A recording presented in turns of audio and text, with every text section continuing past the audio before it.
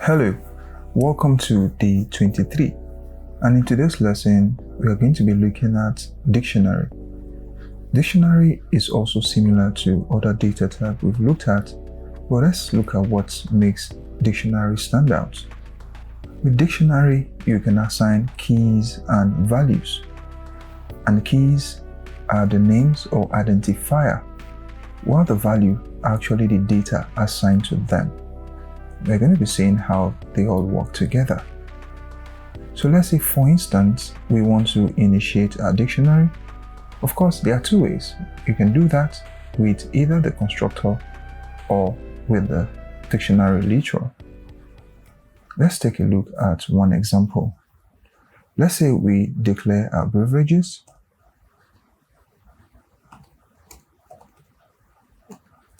with the literal.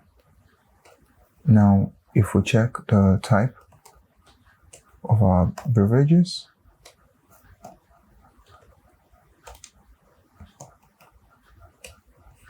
if we run it, just going to right click, run, so you can see, confirm that we have dictionary. Now let's try to move on. I'm just going to go ahead and delete this. One thing we should know is that there are two ways that you can actually populate the data of your dictionary. Is either you use the setter or you declare it from the instance or from the beginning. Now, oftentimes your dictionary might not have value, might be empty like ours. You can always update it. In other words, it is not immutable. So now let's use the setter to actually update our dictionary. So we're going to use the setter. Now to use the setter, right, we need the key. We also need the value. Now let's call our beverages. Then let's use the key. It can be any key at all, right? But in this instance, we are starting, let's say we want water. Then what do you want the value to be, right? So this is going to be key, our identifier. And whatever we define here is going to be the value. So I can just go ahead and say 1.25. Let's duplicate this as well. And let's say soda. Soda can be 1.25 as well. Let's duplicate this. This should be soda. Let's duplicate, let's have tea. Tea can be 1.50. Let's also check juice. And this can be 1.75. And finally, let's also add coffee. Coffee can be, let's say, 1. You can just have 1. And maybe make it a decimal place as well. Now, what happens when we print our beverage? Remember, if you print the beverages here, if we try to run it, we get an empty dictionary. Okay, now we use the setter, right, to update the value. In other words, we created key. I want to be able to identify this very value as water, this very value as soda. I want to be able to identify this as tea, and so on.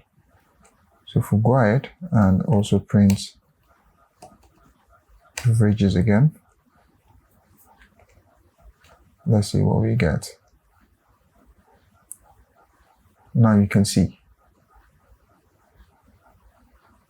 So for every of your declaration, you can see the comma separating each of those. Pretty much cool. So we've used the setter, right, to set values. In the event where we want to get our value as well, what happens? Let's comment this out. Now let's use, let's say, the getter.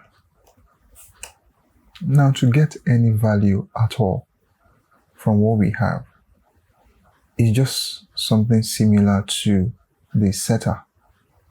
So what we can do is I can just go ahead and write my print function, and maybe I want the value for the water, whatever is there. So I can just call the beverages, then just call water, and this should print me whatever value that we have there. If I run it, we can see 1.25.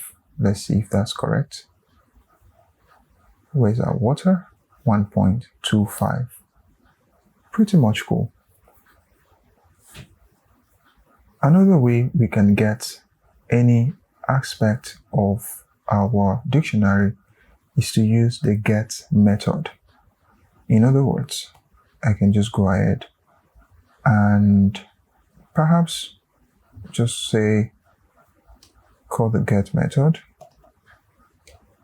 and this time around I'll call water. Now maybe let's say we want tea. If we'll run it, you can see we have 1.5. Cool.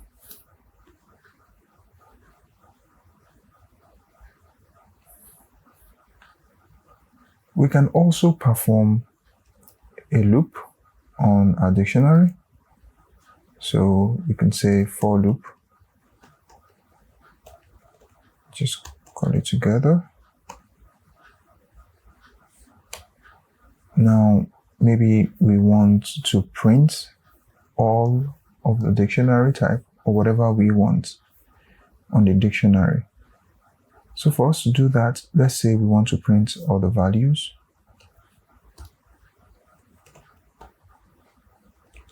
In fact, for loop print values. So we can just say for drink in beverages, then we want to print the value. So we're just going to say beverages, of course, reference drink. Okay, so of course we're running just normal loop. We're referencing all the item in the dictionary, right?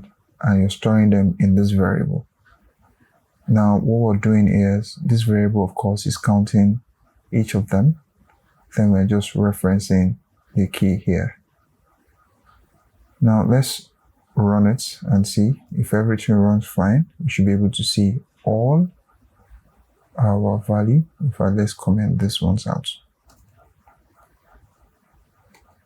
If I run it, you can see that we have all our value printed out. Another thing we can do is to print both the values and the keys. So just going to duplicate this, print keys,